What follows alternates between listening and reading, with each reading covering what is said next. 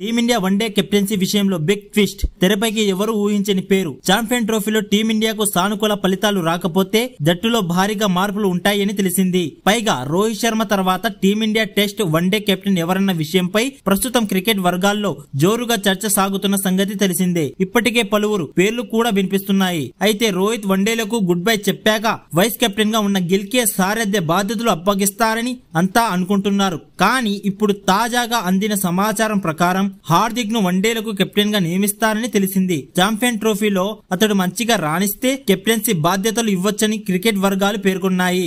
Head coach Gautam Gambhir Hardik పాండ్యాను vice captain గా నియమించాలని అనుకున్నారు. కానీ రోహిత్ శర్మ, అజిత్ అగర్కర్ మాత్రం శుమన్ గిల్ ని ఎంపిక చేశారు. అయితే టీ20లో సూర్యకుమార్ యాదవ్ కెప్టెన్ గా ఉన్నప్పటికీ అతడి ఫామ్ ఇబ్బందికరంగా మారింది. కాబట్టి టీ20 కెప్టెన్సీని హార్దిక్ పాండ్యాకు ఇచ్చే అవకాశం ఉంది. అయితే ఛాంపియన్ ట్రోఫీలో టీమిండియా ప్రదర్శన ఫలితంపైనే కెప్టెన్సీ ఎవరికి అప్పగించాలనేది ఆధారపడి ఉంటుంది.